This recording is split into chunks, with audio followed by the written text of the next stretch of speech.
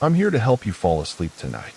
Before we begin, take a moment to tell me, where are you listening from? And what time is it there right now? Now get cozy and let your shoulders drop. The rain falls softly around you. Each drop lands with the gentlest whisper on the water's surface, creating countless tiny circles that spread outward and merge with one another in endless, overlapping patterns. The wooden boat rocks ever so slightly beneath you, a slow, rhythmic motion that seems to match the quiet breathing of the river itself as it receives this gift from the sky. Your hands rest loosely on the worn oars, but there's no need to row. The current is carrying you exactly where you need to go, which is nowhere in particular. The boat is old but sturdy. It's wood darkened by years of river journeys, smooth from countless hands that have gripped these same oars, sat on this same bench, felt this same gentle rocking motion that seems to dissolve the boundaries between water and sky, between movement and stillness. The rain is not heavy, but persistent and peaceful, the kind that falls without hurry, without the urgency of storm or downpour. It patters softly on the leaves of overhanging branches, creating a gentle percussion that blends with the quiet lapping of water against the boat's hull. Each raindrop seems to have its own purpose, its own small journey from cloud to leaf to river, contributing to the endless circulation that connects all water to all other water. The mist rises from the river's surface where the rain touches the water, creating slow, dreamy spirals of vapor that drift upward into the gray sky. It's a gentle fog, not the harsh kind that obscures and confuses, but the soft sort that wraps around you like a familiar blanket. The mist moves with its own quiet purpose, sometimes gathering more thickly around the base of the trees that line the riverbank, sometimes thinning to reveal glimpses of cattails and wild grasses, all of them drinking deeply from the steady, gentle rainfall. You let your fingertips trail in the water, feeling how the rain creates tiny impacts against your skin, each drop a small cool touch that connects you directly to the sky above. The water is the perfect temperature, neither warm nor cold, but exactly right for receiving rain, for welcoming each drop into the larger flow that carries your boat downstream toward whatever destination the current has chosen. Above you, the clouds stretch in an unbroken canopy of soft gray, not threatening or ominous, but peaceful and protective, like a ceiling that creates intimacy between you and the river world. The rain falls steadily from this gray embrace, not in sheets or torrents, but in individual drops that you can sometimes see, sometimes feel, always hear as they touch water and wood and leaf with their gentle insistence. The air smells intensely of rain and river water, of wet earth and growing things. There's the green scent of moss drinking deeply from the steady moisture, the mineral smell of stone being continuously washed by the falling rain, the rich aroma of soil receiving exactly the water it needs to sustain the roots and seeds sleeping beneath its surface. Every breath you take carries with it the essence of this rain-soaked world, clean and fresh and alive with the energy of water returning to earth. The boat continues its unhurried journey through this liquid landscape. Sometimes a gentle curve in the river reveals a new vista, perhaps a family of ducks gliding silently along the far bank, their feathers shedding the rain in perfect streams, their movements so smooth they seem designed specifically for traveling through falling water. They don't mind the rain at all. Nothing here minds the rain. The ducks simply continue their own quiet business, occasionally dipping their heads beneath the surface while the rain patters gently on their backs. You shift slightly on the wooden seat, feeling how the rain has dampened the wood slightly, making it softer somehow, more yielding. The boat responds to even this small movement with a gentle adjustment, a slight change in its angle as it meets the current. But it never feels unstable, never feels like anything but the most natural way to travel through a world where rain and river are engaged in their eternal conversation, their endless exchange of moisture and movement. The rain clings to everything in perfect droplets. It hangs from the tips of pine needles like tiny crystal ornaments, each one growing slowly larger before releasing its hold and falling into the river below with the softest splash. It gathers along the edges of leaves, turning them into natural gutters that channel the sky's gift directly into the water that carries you. Each drop that falls creates its own small moment of percussion in the river's quiet symphony, adding its voice to the gentle music of rain on water. The riverbanks drift past at walking pace, sometimes close enough that you can hear the rain pattering on individual leaves, sometimes opening up to reveal meadows where the rain falls on grass and wildflowers in a soft whisper that speaks of growth and renewal and the patient work of water nurturing life.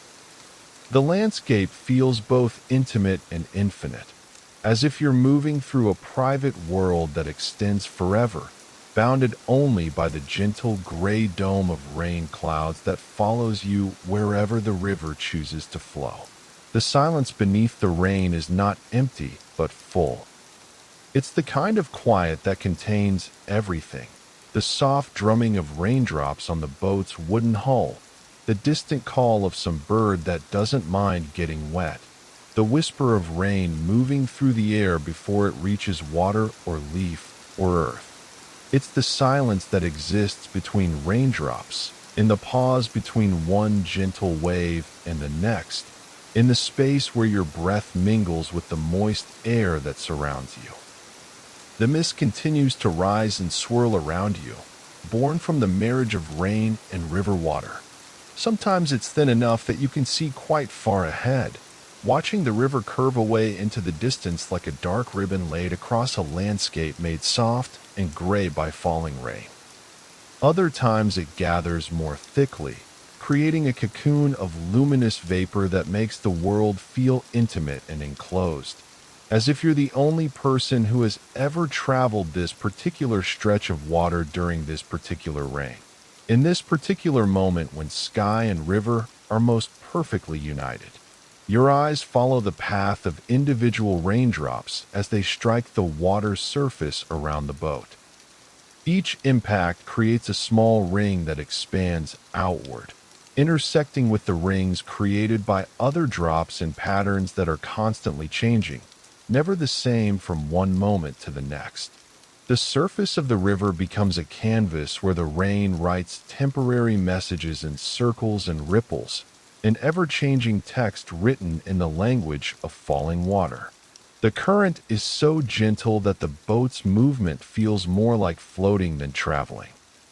There's no sense of urgency, no destination that must be reached before the rain stops, because the rain shows no signs of stopping, and that feels perfect. The journey itself is the purpose, and the journey consists of this: the soft rocking motion, the mist rising from rain-touched water, the sound of drops falling on river and leaf and the weathered wood of your boat, the feeling of being held and carried by something larger and more patient than yourself. A great blue heron stands motionless in the shallows near the far bank, seemingly unbothered by the rain that beads on its feathers before rolling off into the water below. The bird is so still that at first you might mistake it for a piece of driftwood, some old post left by a long-forgotten dock. But then you see the subtle way it adjusts its position as raindrops land on its head, the patient intelligence in its yellow eyes as it watches for fish moving beneath the rain-dimpled surface. The heron embodies something essential about this rainy river world: the art of waiting peacefully while water falls from above, of finding opportunity in weather that might seem inconvenient to others. The temperature of the air is perfect, cool enough to feel fresh and clean, warm enough that the rain doesn't chill you but instead feels like a gentle blessing on your skin. It's the temperature that makes rain a gift rather than an annoyance, when the air has been cleaned and sweetened by falling water, when every breath feels like drinking from a spring that extends infinitely upward into the gray and generous sky. As the boat drifts around another gentle bend, you discover a place where a small creek joins the river, its contribution marked by a subtle change in the sound of falling rain as it strikes different depths and currents.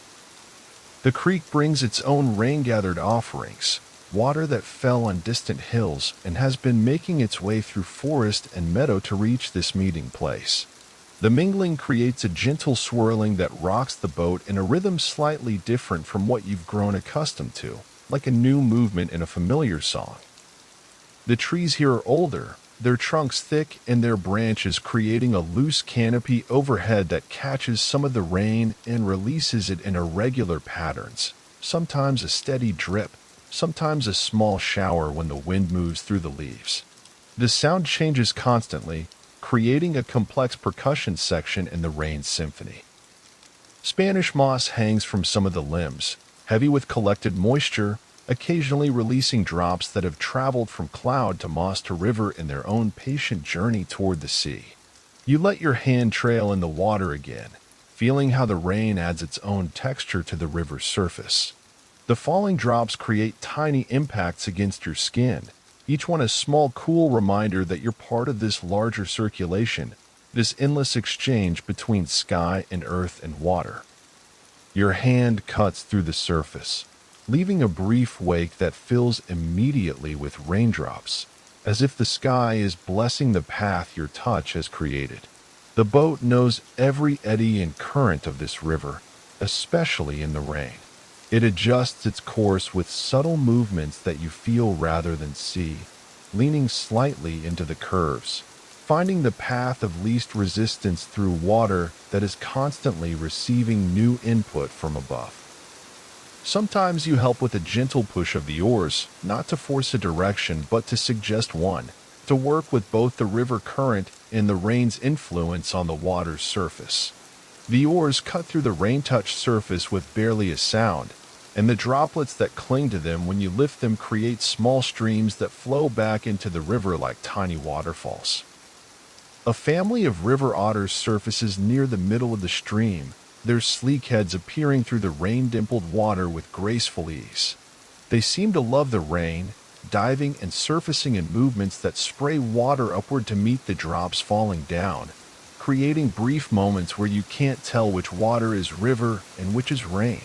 Their playfulness adds joy to the gentle scene, a reminder that for some creatures, rain is not weather to be endured, but weather to be celebrated. The mist takes on different qualities as you drift further down the river, influenced by the steady rain that creates it. In some places it's almost transparent, like visible breath made from the marriage of rain and river. In others it's thick enough to create a sense of depth and mystery, suggesting rather than revealing the rain-soaked landscape beyond. You move through patches of clearer air where you can see the details of individual raindrops falling, and then into areas where the world becomes soft and impressionistic, where the rain seems to erase the hard edges of things and replace them with gentle suggestions. The sound of rain is everywhere, but it's not just one sound. It's the gentle pattering on the boat's hull, the soft whisper as drops move through the air, the musical notes created when rain hits water of different depths, the rustle of rain through leaves and grass. Each sound is part of a larger composition that never quite repeats itself, never becomes predictable, but always remains fundamentally peaceful, like a lullaby written by the sky itself. You notice a cluster of water lilies growing in a calm backwater where the river widens slightly. Their broad leaves serve as tiny platforms for the rain, each one cupped to catch and hold the falling drops before eventually releasing them back to the river. The rain has turned each lily pad into a small reservoir, a temporary resting place for water on its journey from cloud to sea. A few white flowers rise above the leaves, their petals heavy with collected raindrops that make them nod gently in acknowledgement of the sky's gift.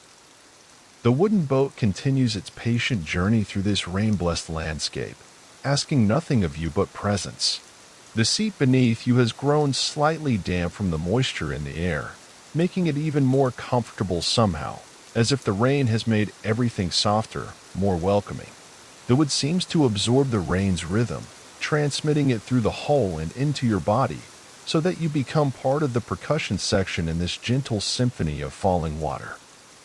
Above you, the clouds continue their generous gift, showing no signs of hurrying or stopping. The rain falls with the patience of something that knows exactly how long it needs to fall, exactly how much water the earth needs to receive. The light that filters through has that quality unique to rainy days, when everything is washed clean and colors appear more vivid even though the sun is hidden.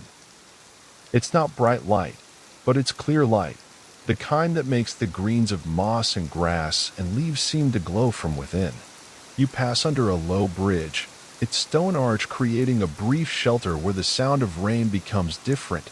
Instead of the open patter on water and leaves, you hear the rain striking stone, a slightly sharper note that echoes briefly in the enclosed space. But even here, the rain finds ways to reach the river, running down the moss-covered stones in tiny streams, dripping from the arch's lowest point in a steady rhythm that seems to mark time in measures older than clocks.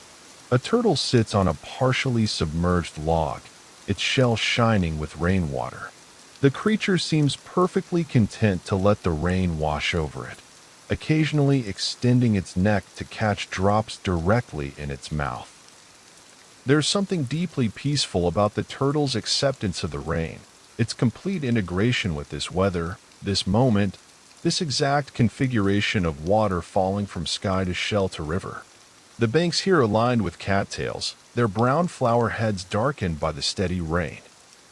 The plants seem designed for this weather, their long leaves channeling rainwater down toward their roots, their sturdy stalks bending slightly under the weight of accumulated moisture but never breaking. Everything here has learned to work with rain, to use it, to be nourished by it rather than merely enduring it. Your breathing has synchronized with the boat's gentle rocking motion and the steady rhythm of the rain. Each breath in matches the slight rise as a small wave lifts the bow. Each breath out coincides with the gentle settling back into the water's embrace.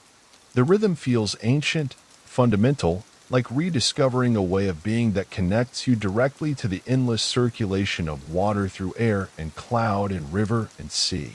The oars rest across your lap now, no longer needed for guidance.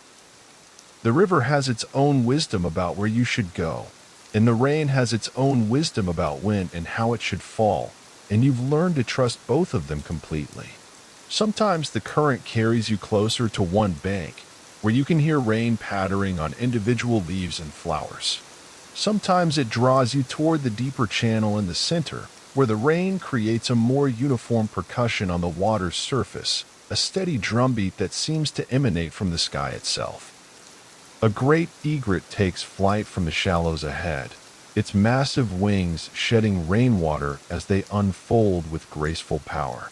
The bird doesn't seem to mind flying in the rain. If anything, it appears to enjoy the additional element, the way the falling drops catch on its feathers and create tiny prisms of light. Its reflection in the rain-dimpled water is broken into 1,000 fragments, each one catching and releasing light as the surface moves beneath the steady rainfall. The mist around you is beginning to change as the afternoon progresses, not lifting but shifting in quality, sometimes gathering into thicker patches where the rain seems to concentrate the vapor, sometimes thinning to reveal glimpses of the rain-soaked landscape beyond. You can see how the mist and rain work together, the falling drops helping to create the very vapor that rises to meet them, an endless conversation between water falling and water rising, between rain and river and the mysterious space where they meet. The boat passes a place where someone has built a small dock, its weathered planks dark with rainwater. A fishing rod leans against the railing, abandoned to the rain, its line disappearing into the water below where the surface is constantly disturbed by falling drops.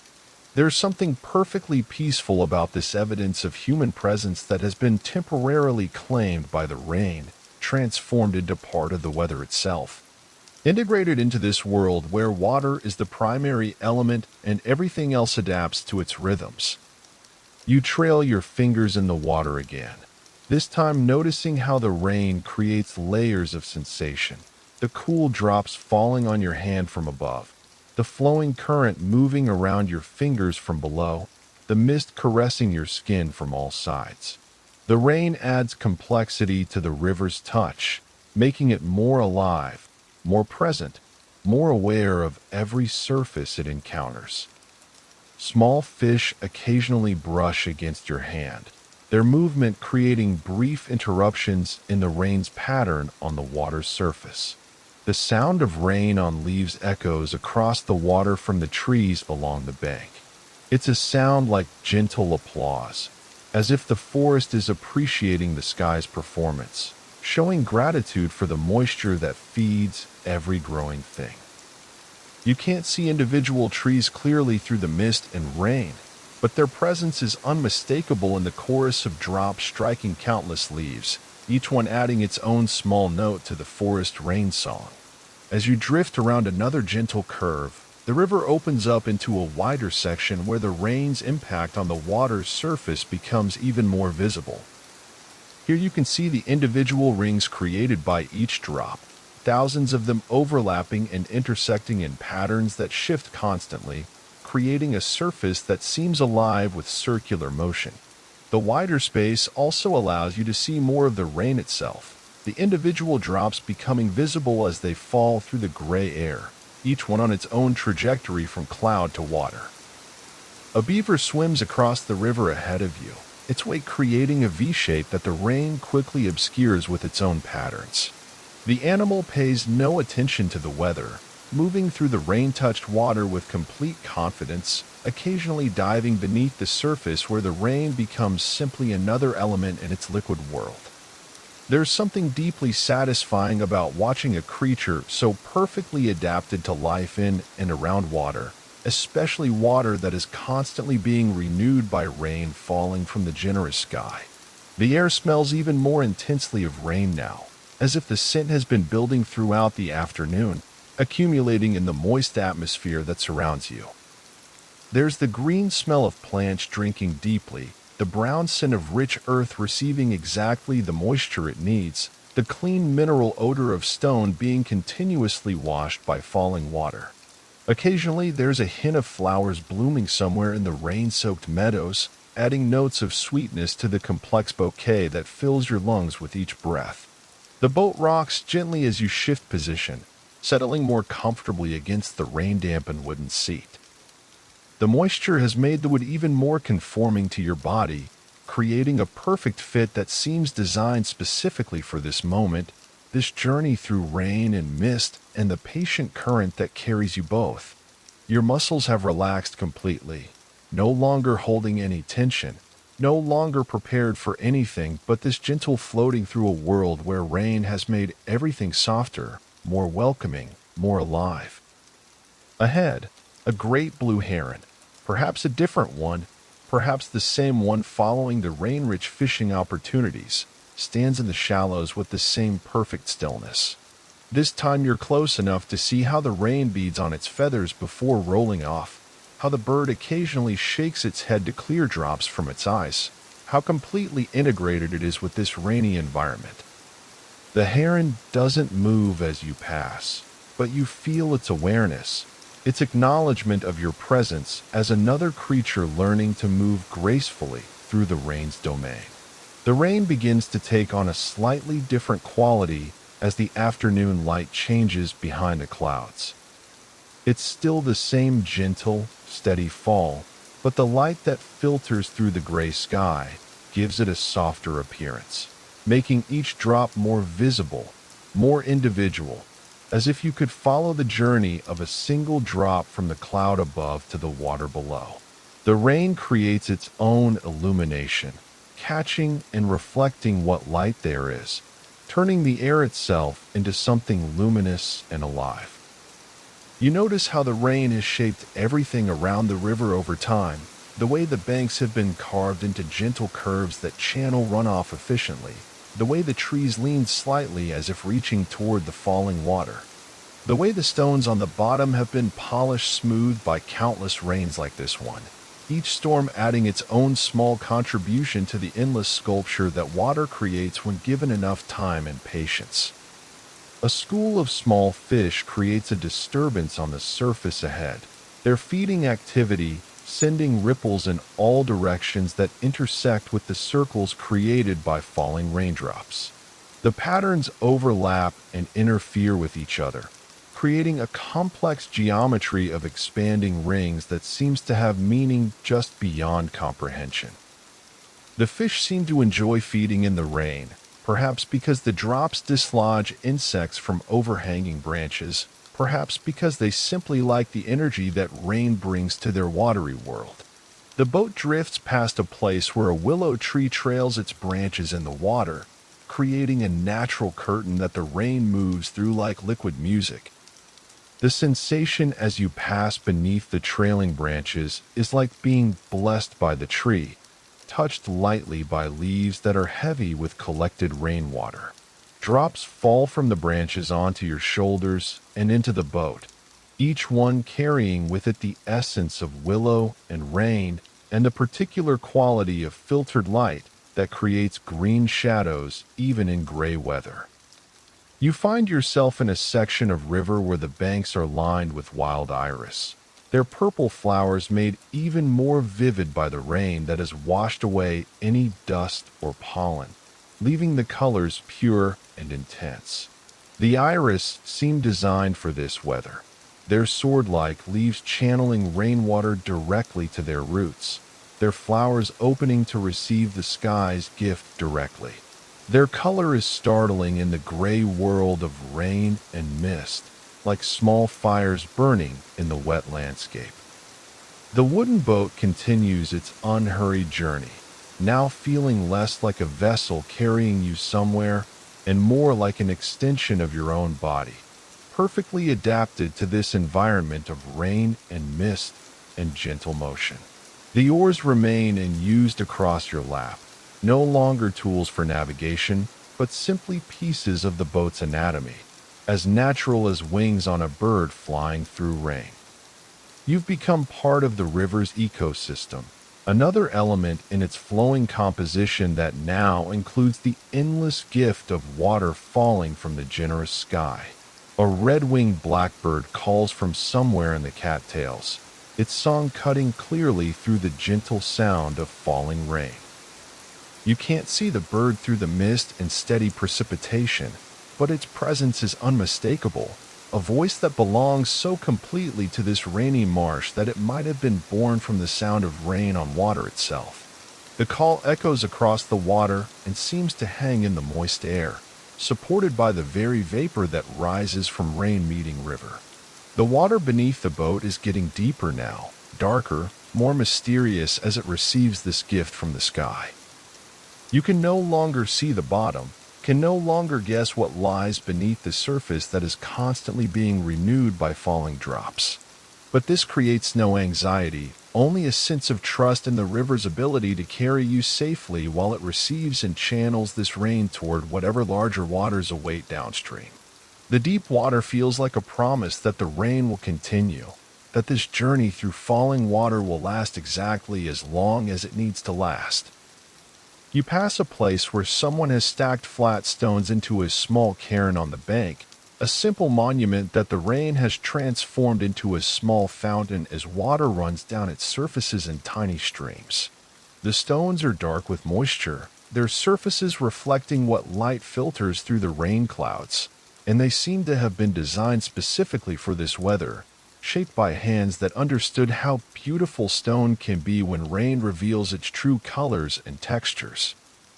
The mist is beginning to shift in the changing afternoon light, not lifting but moving differently, influenced by the steady rain that creates it and the subtle temperature changes that come as the day progresses. This allows you to see further ahead sometimes, to catch glimpses of the river's next curves and bends through the gentle precipitation, to anticipate the rain-soaked landscapes you'll drift through in the hours to come. But anticipation doesn't feel urgent here, doesn't carry any anxiety about what's coming.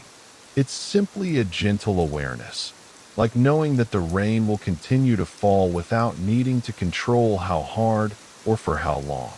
A turtle slips into the water from its perch on a rain-slicked log, its entry creating circles that immediately fill with raindrops, as if the sky is applauding its decision to join the rain-touched river. The sound is small and perfect, exactly the sound a turtle should make when entering water that is being constantly renewed by gentle rain. You wonder how the turtle experiences this weather, whether it feels the rain as a different kind of water than the river, or whether for a turtle, all water is simply water, whether falling or flowing. The boat passes under another bridge, this one made of wood that has been darkened by years of rain like this. The sound of your passage underneath changes here. Instead of the open percussion of rain on water and leaves, you hear the rain striking wood, creating a softer, more muffled rhythm that echoes briefly in the protected space. But even here, the rain finds ways to reach you, running off the bridge in small streams, dripping from the lowest points in a steady pattern that adds another voice to the rain's complex chorus. You notice that your breathing has become even deeper, even more relaxed, as if your lungs are trying to absorb not just the clean, rain-washed air, but the very essence of this weather itself. Each breath carries with it the moisture that connects you directly to the clouds above, making you part of the same system that brings rain to earth and eventually carries it back to the sky. Your breath becomes part of the rain's circulation, your exhalation adding its small contribution to the mist that rises from the warm river into the cool rain-filled air. A great egret flies overhead, its wings moving with slow, powerful strokes that shed rainwater in small streams. The bird seems not just untroubled by the rain but enhanced by it, its white plumage made even more brilliant by the water that beads and flows across its feathers.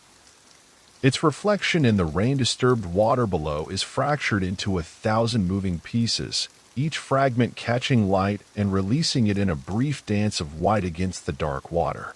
The banks here are lined with elderberry bushes, their dark berries polished by the steady rain until they shine like wet jewels against the gray-green backdrop of their leaves. Some berries have been knocked loose by the rain and float past the boat like tiny offerings from the land to the river. Small gifts that will eventually find their way to larger waters or be consumed by fish or simply dissolve back into the water that carries all things on their proper journeys through the endlessly connected world of rain and river and sea. You realize that you've lost all sense of time, not because time has stopped, but because you've entered rain time, measured not in minutes and hours, but in the steady rhythm of drops falling, in the gradual accumulation of water in the boat's bottom, in the slow saturation of everything around you with the sky's generous gift. This is weather time, measured by the pace of clouds moving overhead and the gradual changes in the quality of rain as the afternoon progresses toward whatever evening the gray sky holds. The mist continues to shift and change around you, sometimes thick enough to create complete privacy in a world of rain and vapor, sometimes thin enough to reveal the broader landscape where rain falls on meadows and trees and distant hills that fade into their own gray mysteries. But whether hidden or revealed, everything feels safe, everything feels nourished, everything feels exactly as it should be in a world where rain is not an interruption but the main event, the organizing principle around which all other life arranges itself. A beaver lodge appears on the far bank, its dome of sticks and mud dark with rainwater, perfectly designed for a world where rain is a constant presence. You can see where the recent rain has swollen the small streams that feed into this backwater, where the beaver's engineering works in perfect harmony with weather that brings both challenge and opportunity. The lodge represents everything this rainy river teaches: patience, cooperation with water in all its forms, in the creation of home in a world where sky and river are in constant, generous communication. The boat rocks gently as a small wake from some unseen source reaches you, perhaps from another beaver swimming somewhere in the rain-dimpled water, perhaps from a fish jumping to catch insects knocked loose by falling drops, perhaps from the wind moving differently through air that is heavy with moisture.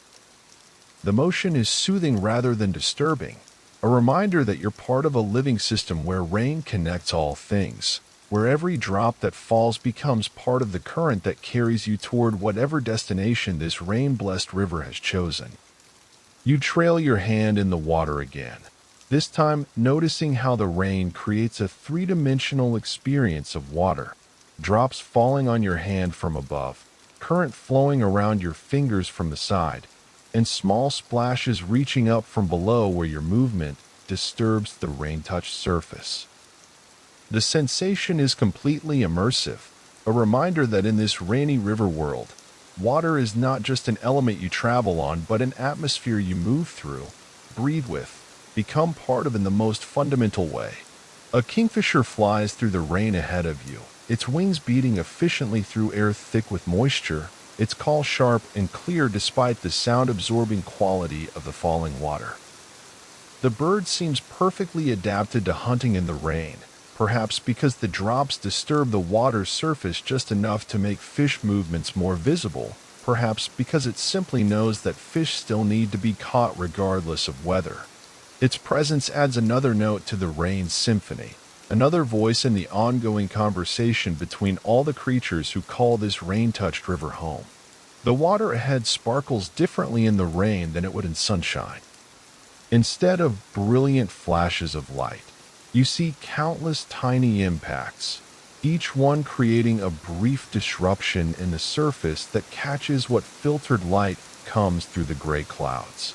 The effect is more subtle than sunshine on water, but also more complex, more alive, as if the rain has awakened the water's surface, made it more responsive, more aware of everything that touches it from above.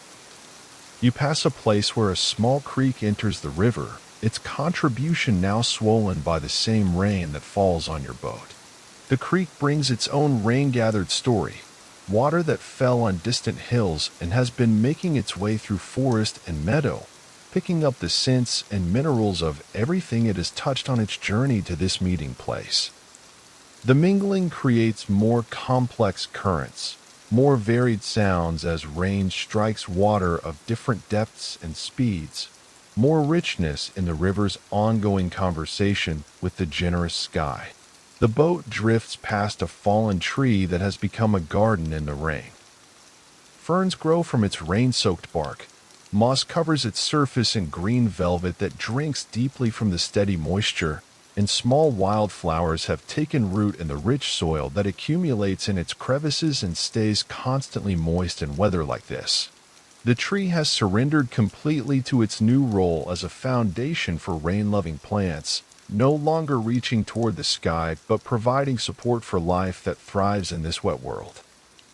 A family of wood ducks moves through the rain with perfect ease, their waterproof feathers shedding the drops while their webbed feet propel them through water that is constantly being renewed from above. The ducklings stay close to their mother, learning the lessons of living in a world where rain and river are partners in creating the perfect environment for waterfowl. Their movement creates wakes that are immediately filled with raindrops, as if the sky is applauding their presence in this rain-blessed water. The mist around you is becoming more golden now as the light behind the rain clouds begins to change with the approaching evening. The rain continues steadily, but the quality of light filtering through the gray sky gives it a warmer appearance, making each drop more visible as it falls through air that seems to glow with its own soft radiance. You're floating through a cloud made of light and falling water, surrounded by air that tastes of rain and earth and the patient work of growing things that thrive in steady moisture. You notice how your clothes have gradually absorbed the moisture from the air and the occasional raindrop, becoming part of the rain's domain rather than separate from it. The dampness doesn't feel uncomfortable, but rather like a form of integration, a way of becoming more connected to this weather, more at home in this rain-touched world. Your skin feels alive with the slight coolness of evaporation and the gentle touch of mist, as if you're breathing through your pores as well as your lungs. A great blue heron stands fishing in a cove where the rain creates a gentle percussion on the water's surface around it. The bird has learned to read the rain-disturbed water, to distinguish between the movements of fish and the endless small impacts of falling drops. Its patience seems infinite, perfectly matched to weather that could continue for hours or days, ready to wait as long as necessary for the perfect moment to strike, unbothered by rain that would send other creatures seeking shelter. The boat continues its journey through this world of falling water and rising mist, its wooden hull cutting through a surface that is constantly being renewed from above. The wake that spreads out behind you is immediately complicated by raindrops, creating patterns within patterns, temporary geometries that exist for moments before being absorbed back into the larger dance of rain meeting river, sky touching earth. Water returning to water in the endless circulation that connects all things. A red-winged blackbird calls from deep within a stand of rain-heavy cattails, its song piercing the gentle sound of falling water like a bright thread woven through gray fabric. The call seems to echo longer in the rain-thickened air, as if the moisture holds sound differently, gives it more time to travel, more space to resonate before fading into the steady whisper of drops falling on water and leaf and the countless surfaces that make up this rain-soaked world. The current carries you past another beaver dam where rain has swollen the pools behind it, where water spills over the top in more streams than before, each one adding its voice to the rain symphony. The sound is even more hypnotic now, even more peaceful, like listening to the river and the sky having an elaborate conversation about the best way to share water. The most beautiful way to move moisture from cloud to earth to sea in an endless cycle of giving and receiving. You let both hands trail in the water now, feeling how the rain adds texture to every sensation, the cool drops landing on your arms, the flowing current moving around your fingers, the small splashes created when your movement disturbs the rain-touched surface. The experience is completely immersive, a reminder that in this rainy river world, you're not separate from the weather but part of it. Another element in the circulation that includes falling rain and flowing river and the rising mist that carries water back toward the clouds that gave it birth. A great egret takes flight from the shallows ahead, its massive wings cutting through rain-thickened air with graceful power. The bird doesn't seem to mind flying in the rain. If anything, the steady moisture seems to make its white plumage even more radiant, each feather outlined with tiny droplets that catch and scatter the filtered light. Its cry echoes across the water once before being absorbed by the rain-soaked atmosphere, becoming part of the larger symphony of water in all its forms. The riverbank here is lined with wild roses, their pink petals bright even in the gray light, made more vivid by the rain that has washed them clean and keeps them constantly refreshed. The flowers seem designed for this weather, opening to receive rain directly, their fragrance intensified by the moisture that carries scent more effectively than dry air ever could. Some petals float on the water's surface around your boat, tiny pink boats carrying their own cargo of rain and perfume downstream toward whatever gardens await. You realize that you've stopped thinking entirely about destinations or duration, stopped wondering where the river will take you or when the rain might end. The boat continues its patient drift through the steady precipitation, and you continue your patient floating, and both of you have become part of something larger, the rain's own story, the river's own journey. The endless circulation that connects every drop of water to every other drop in an unbroken cycle that has no beginning and no end. This is surrender of the deepest kind, not giving up but giving in to weather that asks nothing but acceptance, to rain that falls without agenda, to current that flows without hurry toward whatever destination the combined waters have chosen. A family of mallards paddles peacefully through the rain, the drops beating on their waterproof feathers and rolling off in perfect streams. They move with the confidence of creatures designed for exactly this kind of weather, occasionally appending to feed on aquatic plants while rain patters gently on their backs. The ducklings stay close to their parents, learning the ancient lessons of living in a world where rain and river work together to create the perfect environment for those who know how to receive the sky's gift with gratitude. The mist continues to transform around you, sometimes gathering into thicker patches where the rain seems to concentrate the vapor, sometimes thinning to reveal glimpses of the rain-soaked landscape beyond. In one of these clearer moments, you can see the rain falling in sheets across a distant meadow, each drop visible as a tiny silver line connecting earth to sky. The sight is mesmerizing, like watching the sky weave itself into the landscape one thread at a time. A beaver swims alongside the boat for a while, its head creating a small wake that the rain immediately complicates with its own patterns. The animal seems to enjoy the rain, occasionally diving beneath the surface and emerging with water streaming from its fur, as if it's playing in the double water of rain and river. There's something joyful about its presence, a reminder that for some creatures, rain is not weather to be endured, but weather to be celebrated, embraced, fully experienced with every sense. The wooden boat rocks gently as you shift your position, finding an even more comfortable way to rest against the rain-dampened seat. The moisture has made everything softer somehow, more yielding, more perfectly fitted to your body.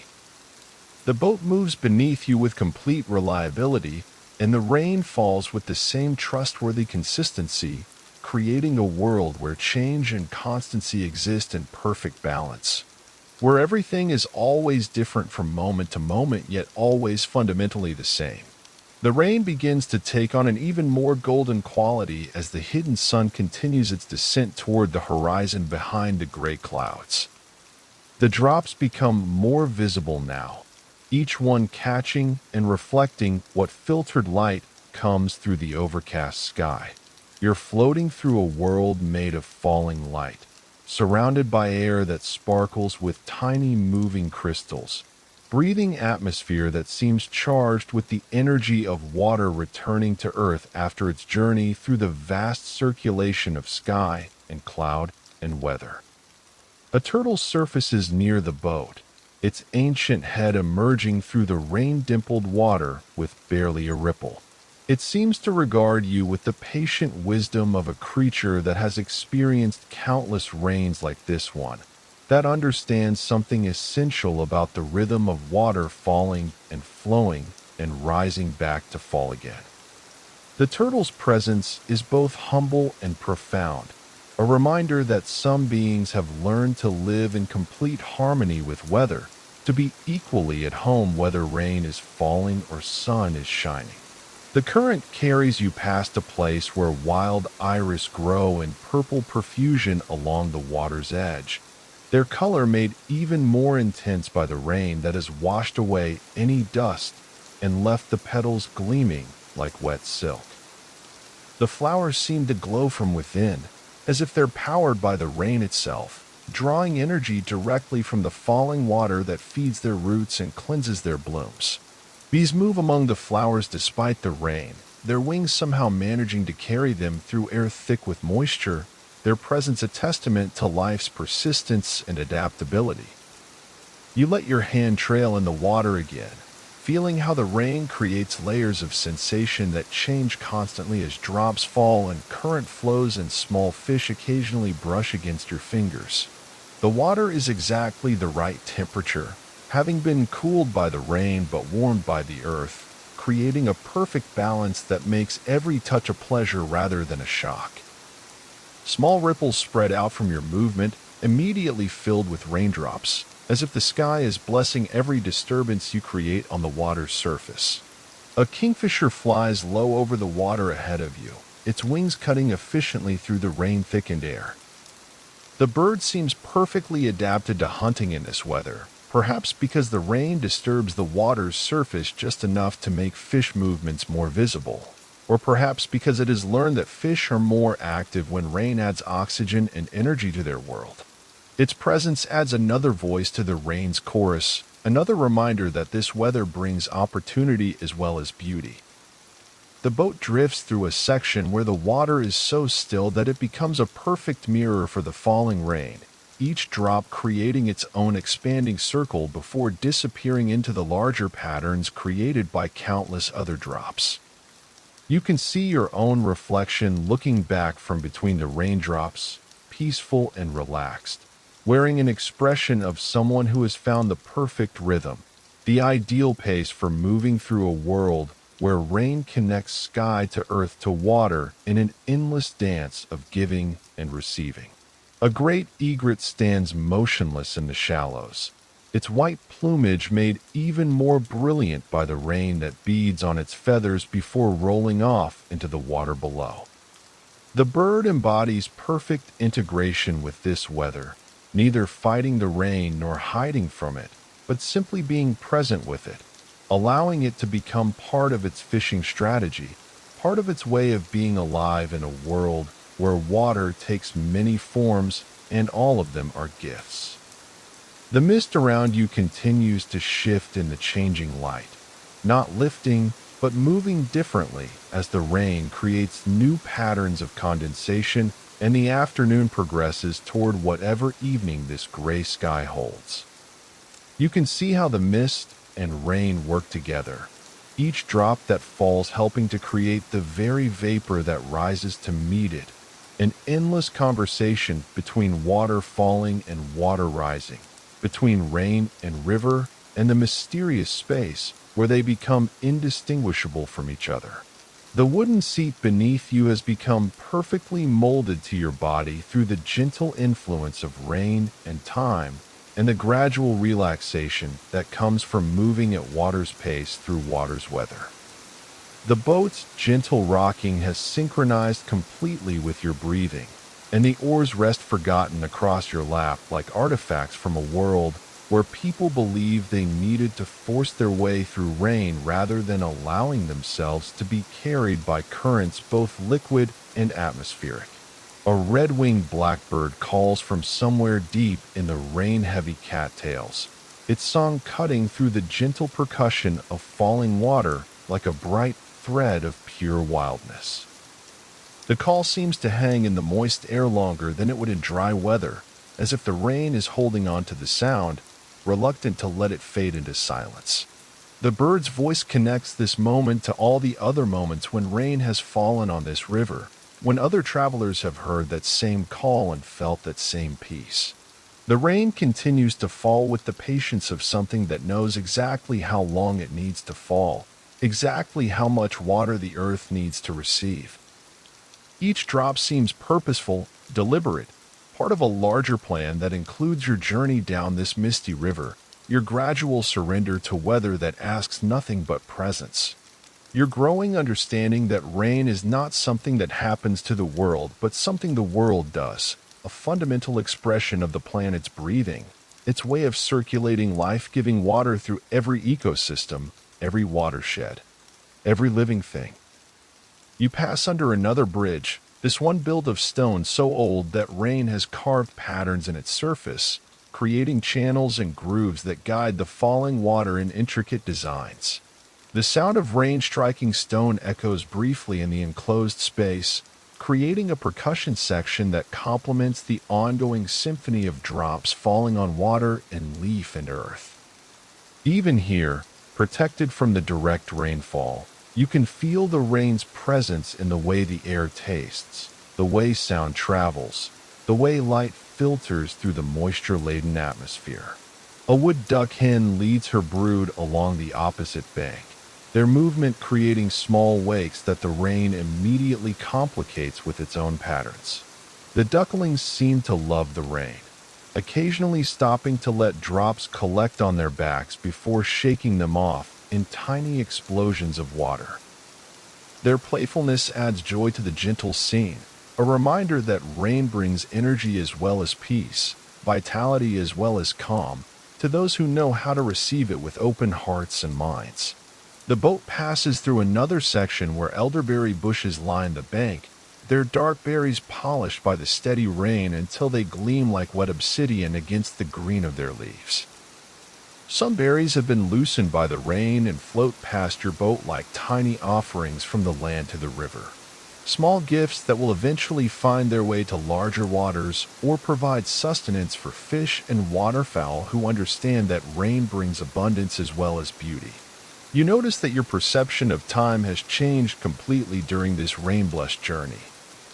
You've entered weather time, measured not in minutes and hours, but in the steady accumulation of moisture, the gradual saturation of everything around you with the sky's generous gift.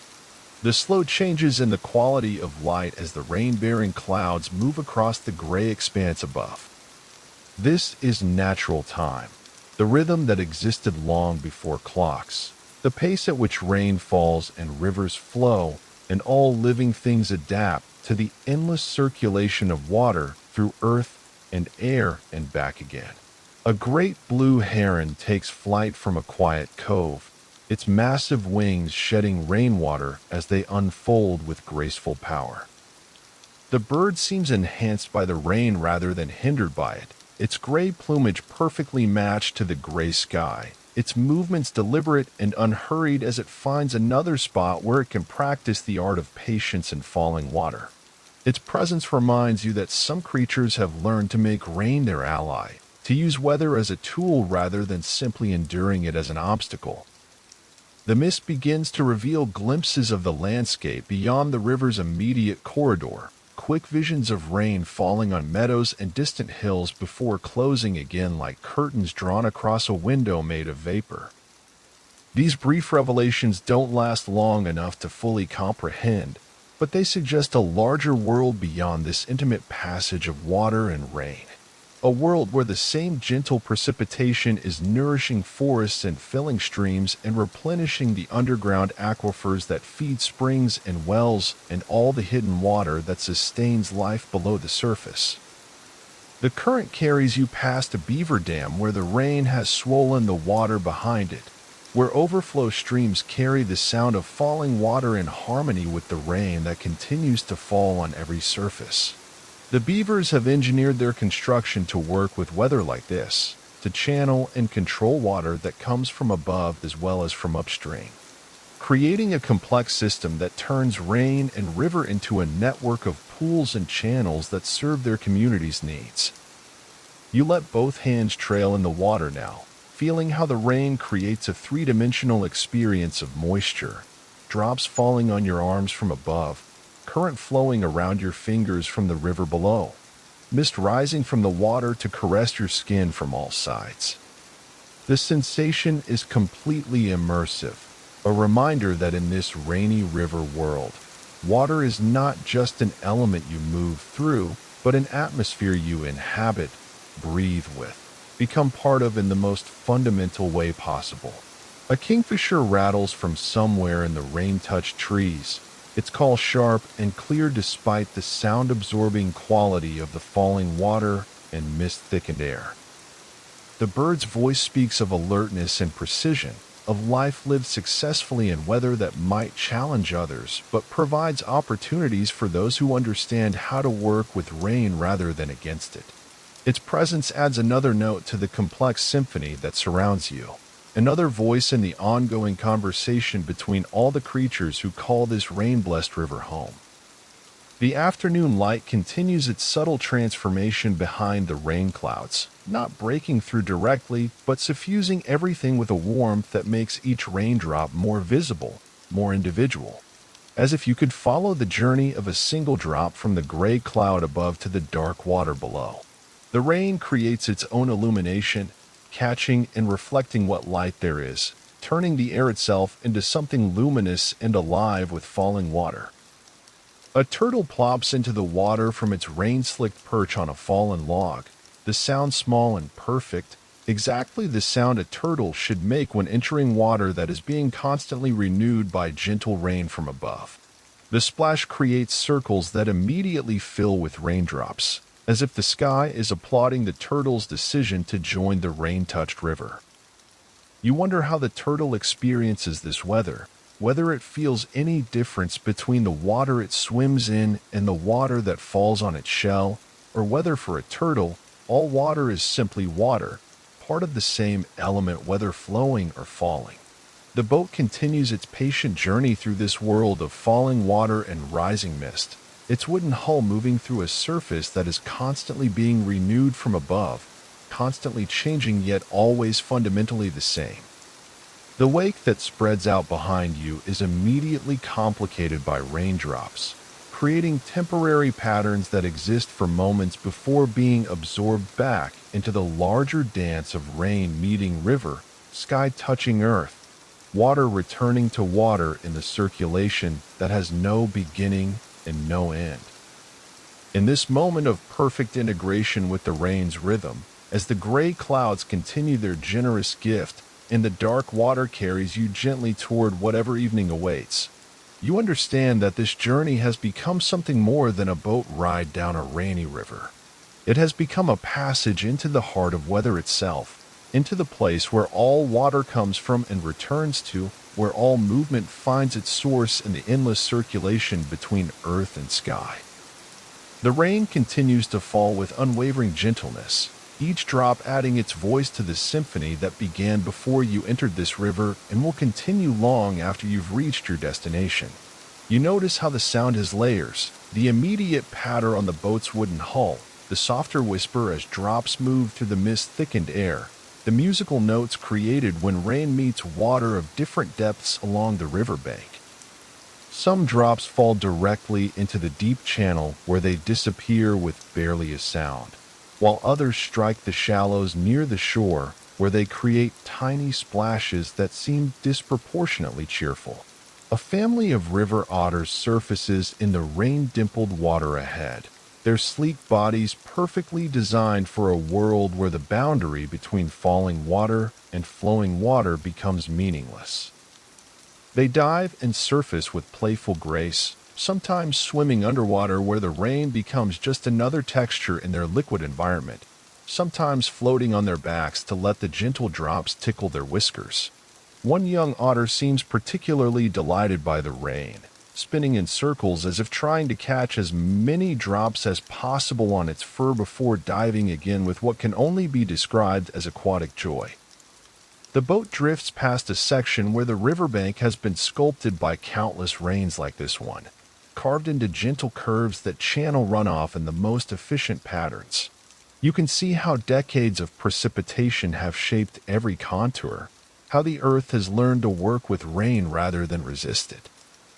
Small rivulets flow down from higher ground, carrying the fresh rainwater toward the river in streams so narrow you could step across them, each one contributing its own small story to the larger narrative of water always finding its way toward larger waters.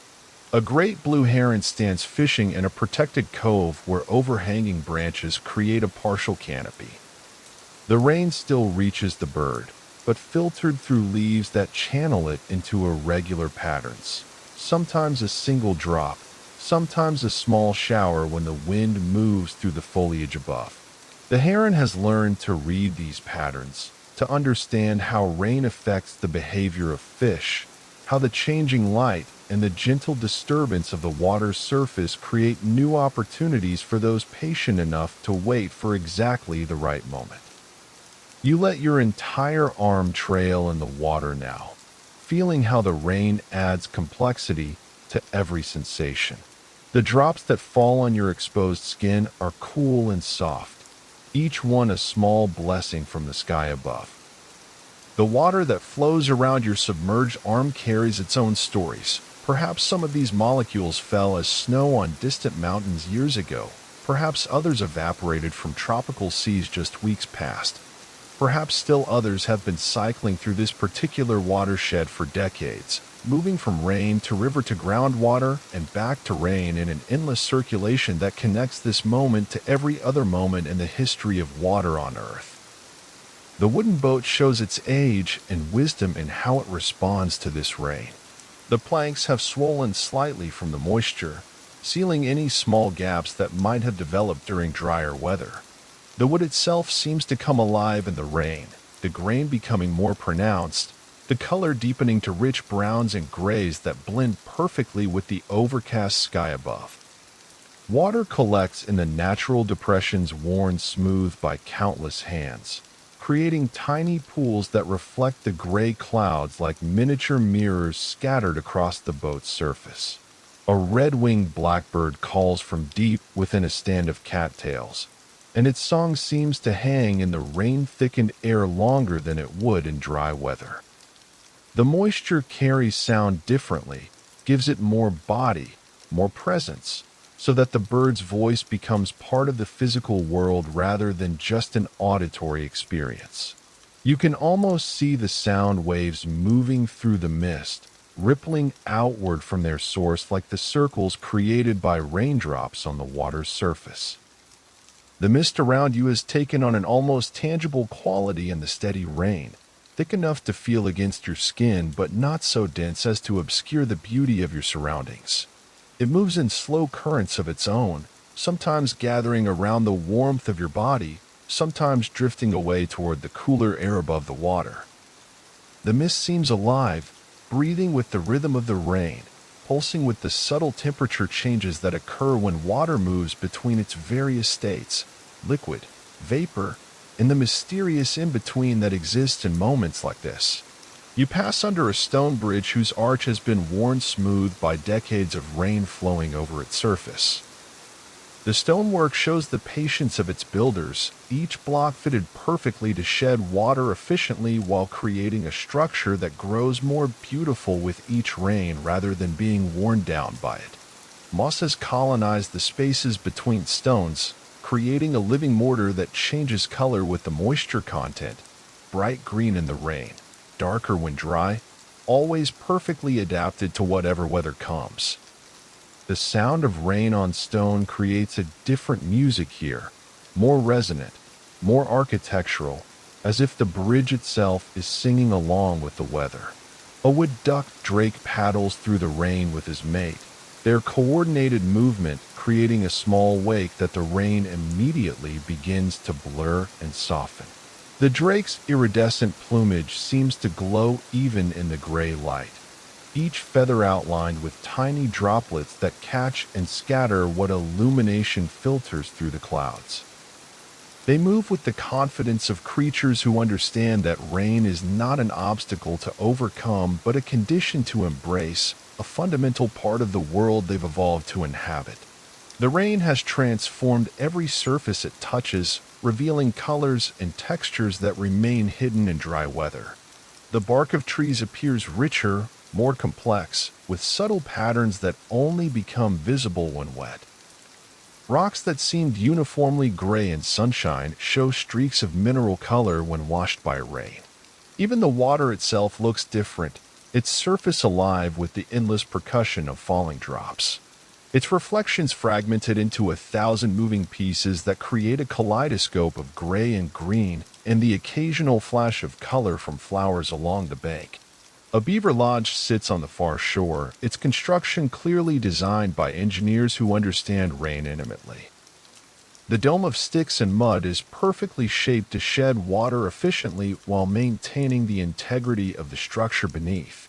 You can see how fresh mud has been applied in strategic locations, probably during recent rains when the beavers could work with wet materials that would bond perfectly with the existing construction. The entrance remains underwater, invisible from your vantage point, but you know it's there, a portal that allows the inhabitants to move freely between the world of air and the world of water, equally at home in both.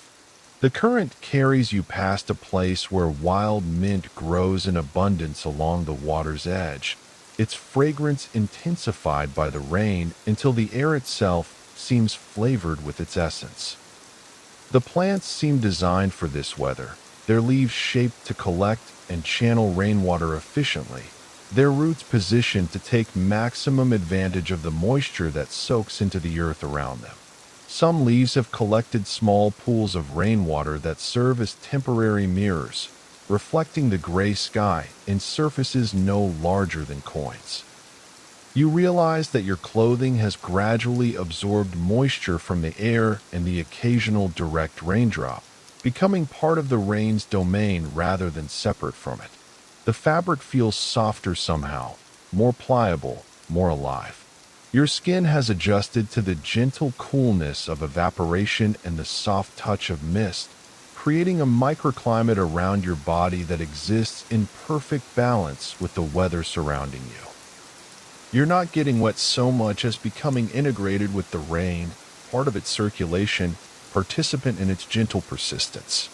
A turtle surfaces near the boat, its shell gleaming with rainwater that has collected in the natural depressions of its carapace. The creature seems to embody perfect acceptance of whatever weather comes, equally content to bask in sunshine or swim in rain, always at home in a world where water takes many forms. It regards you with ancient eyes that have witnessed countless rains, countless seasons of wet and dry, countless cycles of the weather that shapes everything in this river valley. The boat passes through a section where the river widens into what feels almost like a lake, the surface so vast that rain falling in the distance creates sheets of silver that move across the water like curtains drawn by invisible hands. Here you can see the rain itself more clearly, individual drops becoming visible as they fall through the gray air, each one on its own trajectory from cloud to water. The sight is mesmerizing, like watching the sky weave itself into the landscape one thread at a time, creating a tapestry of connection between earth and air that includes your boat, your journey, your growing understanding of what it means to move in harmony with weather. A great egret takes flight from the shallows, its white wings cutting through rain-laden air with powerful grace. The bird seems to use the rain to its advantage, perhaps because the drops help break up its outline against the gray sky, perhaps because wet weather makes fish behave differently, creating new opportunities for a hunter patient enough to understand the rhythms of rain and river and the creatures that inhabit both. Its cry echoes across the water before being absorbed by the moisture-heavy atmosphere, becoming part of the larger conversation between all the elements that make this rainy river world complete. The wooden oars across your lap have darkened with moisture, their grain made more prominent by the rain that has soaked into the wood. They feel different now, heavier but also more alive, as if the water has awakened something dormant in the fibers. You run your fingers along their smooth surface, feeling how the wood has swollen slightly, how the rain has made it more supple, more responsive to touch. These oars have guided countless journeys through weather both fair and foul, but they seem most at home in conditions like this, when the boundary between boat and river becomes fluid, when everything participates in the same endless circulation of water between earth and sky. A kingfisher flies overhead, its distinctive rattle cutting through the gentle sound of falling rain. The bird seems perfectly adapted to hunting in this weather, its keen eyes able to penetrate the rain-disturbed surface of the water to spot fish below. It hovers for a moment, wings beating rapidly to maintain position in the thick air, then dives with precision that suggests intimate knowledge of how rain affects the underwater world. The splash of its entry is immediately complicated by raindrops, creating a complex pattern of circles within circles that expands and fades into the larger texture of the rain-touched river. You notice how the rain has changed the very quality of light around you. Instead of the harsh shadows and bright highlights of sunny weather, everything exists in a soft, even illumination that seems to come from everywhere and nowhere at once. Colors appear more saturated, more true, as if the rain has washed away any artificial brightness and revealed the deeper hues that exist beneath the surface of things. The greens of moss and grass and leaves seem to glow from within. The browns of earth and wood appear richer and more complex. Even the grays of stone and cloud show subtle variations that would be invisible in different weather. A family of mallards drifts past in the gentle current, their movements so perfectly synchronized with the rain's rhythm that they seem to be dancing with the weather itself. The ducklings have learned to shake water from their developing feathers with motions that look like pure joy, little explosions of droplets that catch the light for brief moments before returning to the river. Their parents move with the calm confidence of creatures who know that rain brings abundance. More insects knocked from overhanging branches, more nutrients washed into the water from the surrounding land. More of everything that makes life good for those who understand how to work with weather rather than against it. The boat drifts past a section where someone has built a small retaining wall of stacked stones, creating a quiet eddy where the water can pool and rest before continuing its journey downstream. The rain has turned each stone into a small fountain, with water running over its surface in patterns determined by the stone's unique shape and texture. Behind the wall, the calm water serves as a temporary repository for raindrops, a place where the circulation between sky and river can pause for a moment before resuming its eternal flow toward the sea. You let both hands trail in the water now, creating symmetrical wakes that the rain immediately begins to soften and blur. The sensation is completely immersive: cool rain on your arms, flowing current around your hands, and the warm wood of the boat supporting your body as you become part of the river's movement through this rain-soaked landscape. Small fish occasionally brush against your fingers, their presence adding another layer to the complex ecosystem that rain helps to maintain and nourish. A great blue heron stands in the shallows ahead, its feathers perfectly designed to shed rain while maintaining the bird's ability to regulate its body temperature. You can see how the water beads on its plumage before rolling off in streams, how the bird occasionally shakes itself to redistribute the moisture. How completely integrated it is with weather that might challenge creatures less perfectly adapted to a world where rain is a constant possibility. The heron's patience seems infinite, perfectly matched to rain that could continue for hours or days, ready to wait as long as necessary for the perfect fishing opportunity. The rain continues to fall with the consistency of something that knows exactly what it's doing, each drop contributing to patterns that extend far beyond what any individual can perceive. You're witnessing just one small section of a vast weather system that might cover hundreds of square miles, part of a circulation that connects this river to distant oceans. This moment to weather patterns that began weeks ago and will influence conditions weeks into the future. The rain that falls on your boat might have evaporated from tropical seas, risen through miles of atmosphere, traveled across continents as part of vast cloud systems before condensing here, now, on this quiet river where you float in perfect harmony with its gentle descent. A red-winged blackbird calls from somewhere in the rain-heavy cattails, its song adding a note of wildness to the gentle percussion of falling water. The bird's presence reminds you that this rain supports entire ecosystems, provides the moisture that allows marsh plants to thrive, creates the conditions that support insects and small animals that in turn feed larger creatures. The blackbird's territory exists because of rain like this, its life intimately connected to weather patterns that bring water from the sky to create the wetland habitat it calls home. The mist around you continues to shift and change, sometimes thick enough to create complete solitude in a world made of water and vapor, sometimes thin enough to reveal the rain falling on meadows and distant hills.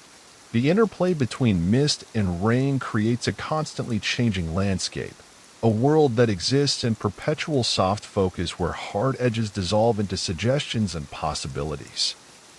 You're floating through a living watercolor painting, one that changes with every breath, every heartbeat, every small shift in the wind that moves the moisture-laden air. A beaver swims across the channel ahead of you, its wake creating patterns that the rain immediately begins to complicate with its own geometry. The animal seems to enjoy the rain, occasionally pausing to let drops collect on its head before diving beneath the surface where rain becomes simply another texture in its liquid world. Beavers understand water in all its forms. They've built their entire civilization around working with rain and rivers and the seasonal cycles that bring flood and drought in endless alternation. The wooden boat continues to respond to the rain in subtle ways, the hull flexing slightly as the wood absorbs moisture, the joints settling into configurations that have been perfected over decades of exposure to weather. This boat has carried passengers through countless rains, each storm teaching it something new about how to move gracefully through water that falls from above as well as flows from upstream. The craft has achieved a kind of wisdom that comes only from long experience with weather, an understanding of how to work with rain rather than merely enduring it. You pass under another bridge, this one built of timber that has been seasoned by years of rain into something more beautiful than when it was first constructed. The wood is aged to silver gray, its surface smoothed by countless storms, its grain raised and emphasized by the wet-dry cycles that reveal the tree's history and its growth rings. Water runs off the bridge in streams that have carved their own channels in the supporting posts, creating miniature waterfalls that add their voices to the rain's ongoing symphony. A wood duck hen leads her brood along the opposite shore, their movement creating small disturbances in the water that the rain immediately begins to heal with its own gentle impact. The ducklings seem to delight in the rain, occasionally stopping to let drops accumulate on their backs before shaking them off in tiny explosions of joy. They're learning the fundamental lesson of waterfowl, that rain is not weather to be avoided, but weather to be celebrated, embraced, used as a tool for living successfully in a world where water connects everything to everything else. The rain has revealed colors in the landscape that remain hidden in dry weather. Lichen on tree bark shows brilliant oranges and yellows when wet. Rocks display mineral streaks that only appear when washed clean. Even the soil shows layers and textures that emerge only when moistened by gentle precipitation. The entire world seems more alive in the rain, more present, more willing to reveal its secrets to those patient enough to observe without hurrying, to see without demanding that everything remain the same from moment to moment. A turtle plops into the water from a rain-slicked log, the sound perfectly timed to coincide with your boat's passage. The creature's entry creates circles that are immediately filled with raindrops, as if the sky is applauding its decision to join the rain-touched river. Turtles have mastered the art of living between elements, equally comfortable on land or in water, able to sleep through winters and remain active in weather that would challenge less adaptable creatures. The current carries you past a place where elderberry bushes overhang the water, their branches heavy with rain-darkened fruit. Some berries have been loosened by the steady precipitation and float past your boat like tiny offerings from the land to the river. Birds will eventually eat many of these berries, carrying their seeds to new locations where they might take root and eventually become new elderberry bushes, continuing the cycle of growth and renewal that rain makes possible. A great egret flies overhead, its massive wings cutting through air made thick and substantial by moisture. The bird's white plumage seems to glow against the gray backdrop of rain clouds, each feather outlined with tiny droplets that catch and scatter what light filters through the overcast sky. Its flight carries it only a short distance before it settles again, finding another spot where it can practice the art of patience in weather that rewards those who understand how to work with rain rather than against it. You realize that your perception of time has been completely transformed by this rain-blessed journey. Clock time has been replaced by weather time, measured in the gradual accumulation of moisture, the slow changes in the quality of light as the rain-bearing clouds shift and move overhead. This is natural time, the rhythm that existed long before humans invented ways to divide the day into artificial segments. The pace at which rain falls and rivers flow and all living things adapt to the endless circulation of water through earth and air and back again. The boat drifts through a section where wild roses line the bank, their pink petals made even more vivid by the rain that has washed them clean and continues to refresh them with each gentle drop. The flowers seem designed for this weather, opening wide to receive the sky's gift directly, their fragrance intensified by moisture that carries scent more effectively than dry air ever could. Some petals float on the water around your boat, tiny pink vessels carrying their own cargo of rain and perfume toward whatever gardens await downstream. A family of river otters surfaces in the center of the channel, their sleek bodies perfectly adapted to a world where the distinction between falling water and flowing water becomes meaningless. They play in the rain with obvious delight, sometimes swimming underwater where precipitation becomes just another texture in their liquid environment, sometimes floating on their backs to let the gentle drops tickle their whiskers and bellies. Their joy is infectious, a reminder that rain brings pleasure as well as sustenance to those who know how to receive it properly. The mist continues to transform around you, sometimes gathering into shapes that seem almost meaningful before dissolving back into randomness. You see faces in the vapor, landscapes, abstract sculptures that exist for moments before air currents reshape them into something entirely new and equally beautiful. The mist is the rain's imagination made visible, its dreams rising from the water's surface to dance briefly in the space between liquid and gas before returning to the element that gave them birth. A kingfisher rattles from somewhere in the rain-touched trees, its call sharp and clear despite the sound-absorbing quality of the moisture-laden air. The bird's voice speaks of alertness and precision, of life lived successfully in weather that provides opportunities for those wise enough to understand how precipitation affects the behavior of fish, how rain changes the underwater world in ways that create new possibilities for patient hunters. You notice how the rain has made everything more alive, more present, more willing to reveal its essential nature.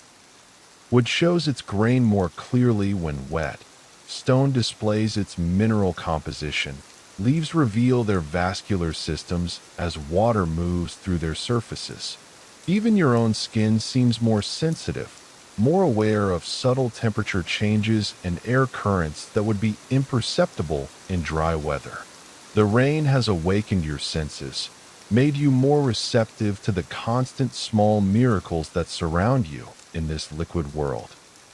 The wooden seat beneath you has absorbed moisture until it feels almost alive, warm from your body heat, but cool from the rain's influence, perfectly balanced between states that mirror your own growing integration with this weather. The boat itself seems more responsive, more alive, as if the rain has awakened something dormant in its fibers, restored some essential connection between the wood and the water it was always meant to navigate. A great blue heron takes flight from a quiet cove, its wings moving with deliberate power through air made substantial by moisture. The bird seems enhanced by the rain rather than hindered by it, its movements more graceful, more purposeful, as if the weather has refined its already perfect adaptation to life at the interface between air and water.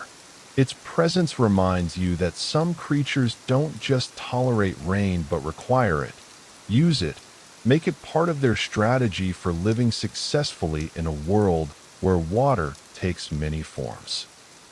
The rain continues to fall with unwavering gentleness, each drop a small gift from the sky, each impact on the water's surface a moment of connection between the vast atmospheric systems above and the intimate river world below.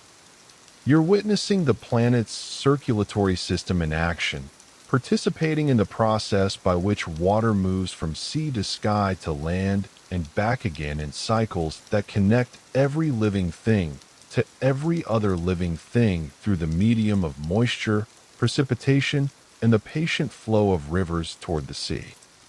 As the afternoon progresses into whatever evening this gray sky holds, as the rain continues its gentle persistence and the dark water carries you deeper into this liquid world, you understand that you've become part of something larger than any individual journey.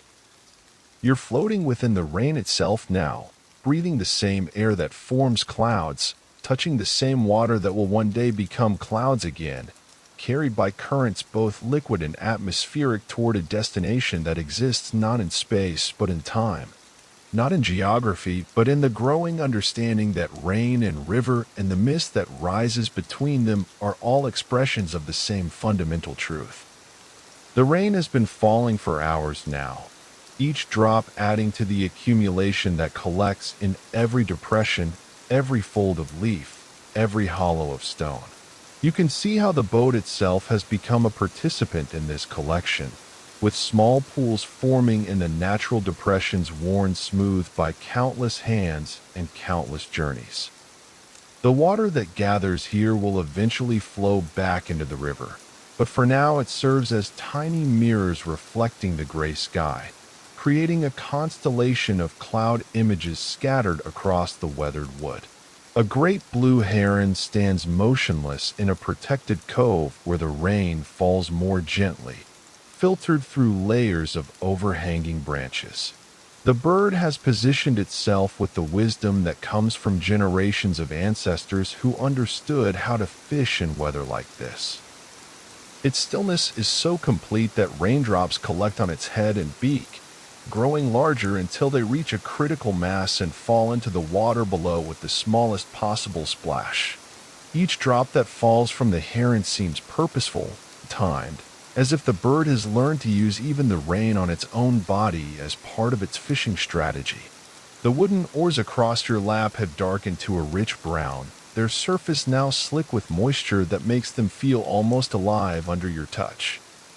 You run your fingers along their length, feeling how the rain has swollen the wood slightly, how it has made the grain more pronounced, more present.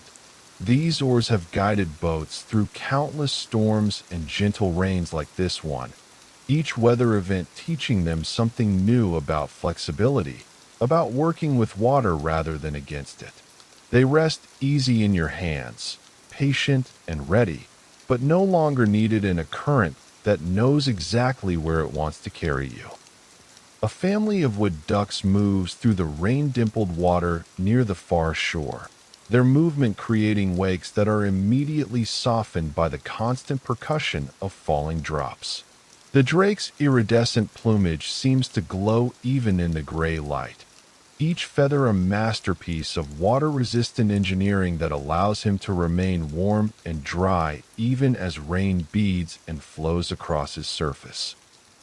The hen leads their ducklings in a lesson about moving through weather, teaching them by example how to work with rain rather than fighting it, how to use the energy that precipitation brings to the water rather than being overwhelmed by it.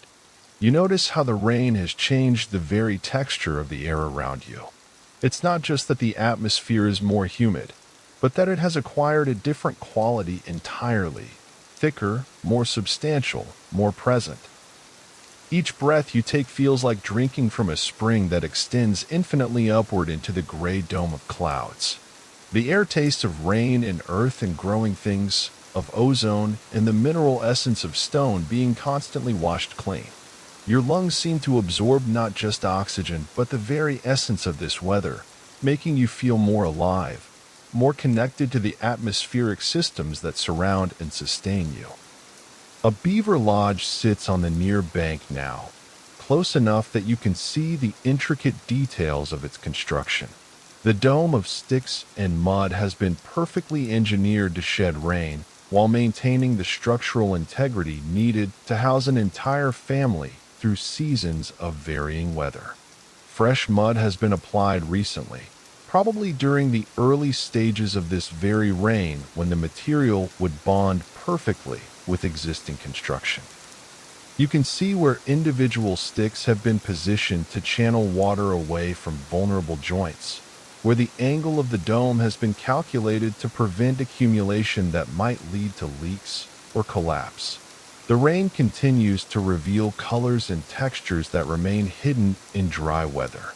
A cluster of wild irises along the bank shows purple so intense it almost hurts to look at directly, as if the flowers are lit from within by some internal source of violet fire that rain has awakened.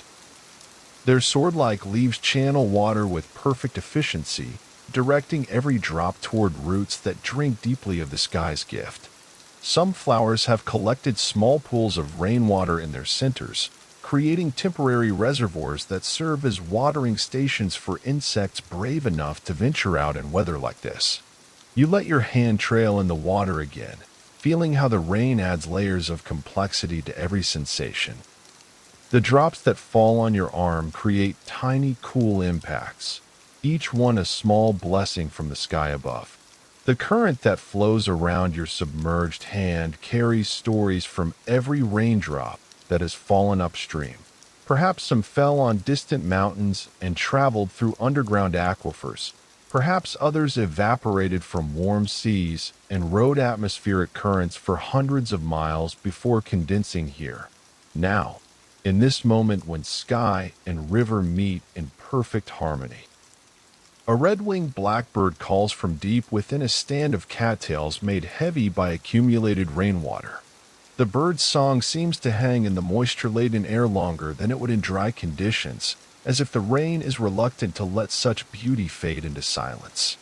The cattails themselves have become sculptures in the rain, their brown flower heads darkened to chocolate, their leaves bent gracefully under the weight of collected moisture.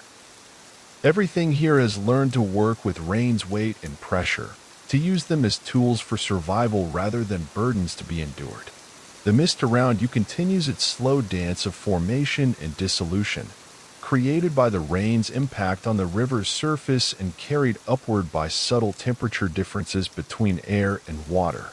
Sometimes it gathers thick enough to create complete privacy, a world that contains only you and the boat and the immediate circle of rain-touched water.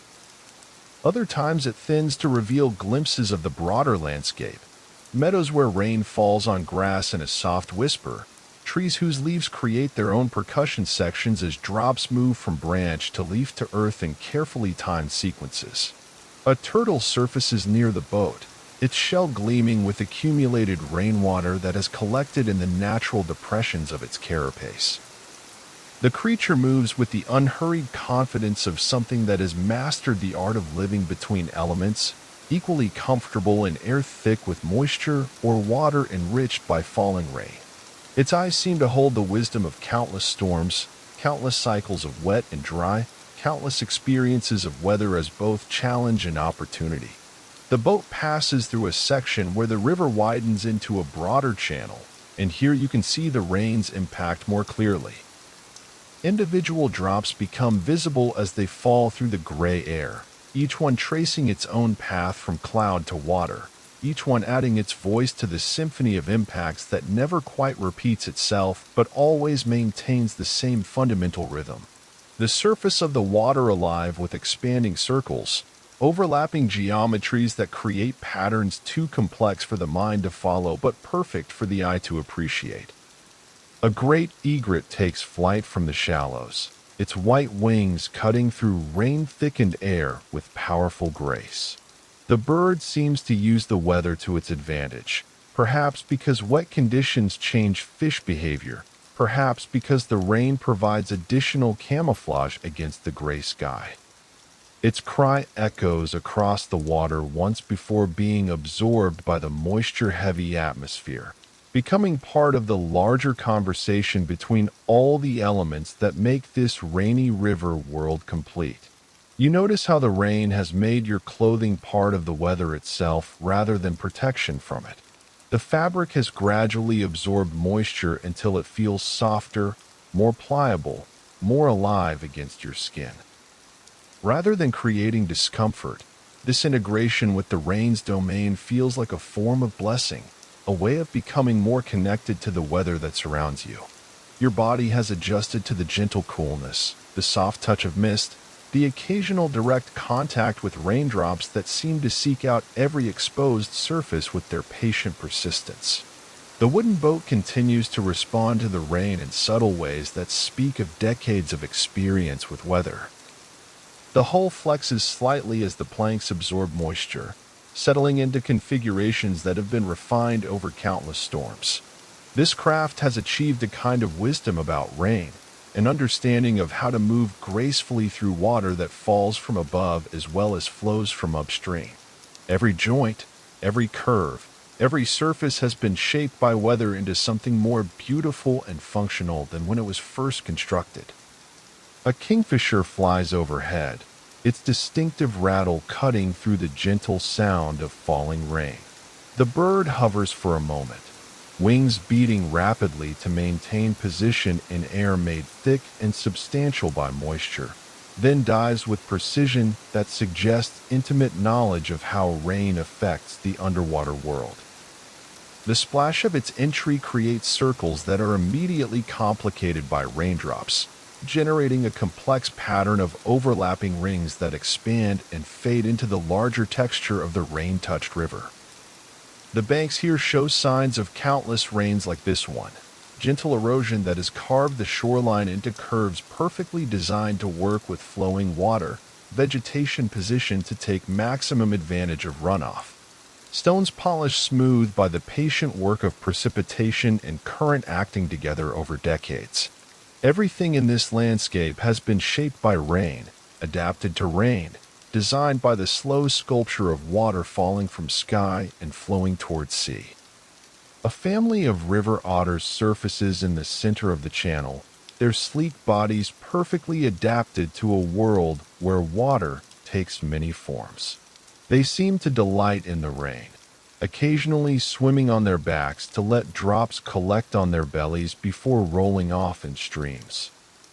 One young otter spins in circles as if trying to catch as many raindrops as possible, its play adding joy to a scene already perfect in its peaceful integration of weather and water and the creatures who understand how to live harmoniously with both. The rain has transformed the quality of light around you into something entirely different from what exists in sunny weather. Instead of harsh contrasts between shadow and brightness, everything bathes in soft, even illumination that seems to emanate from the gray dome of clouds above. Colors appear more saturated, more true, as if the rain has washed away any artificial qualities and revealed the deeper hues that exist at the heart of things.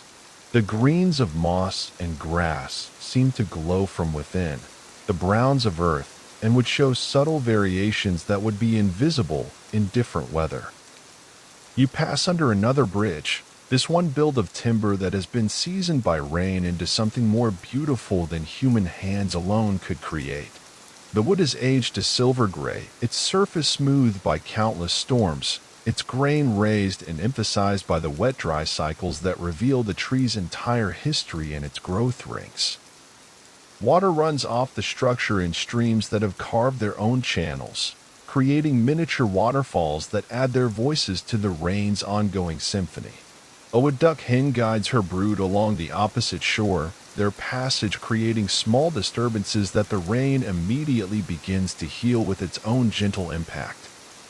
The ducklings have learned to shake water from their developing feathers with movements that look like pure celebration, tiny explosions of droplets that catch the filtered light for brief moments before returning to the river.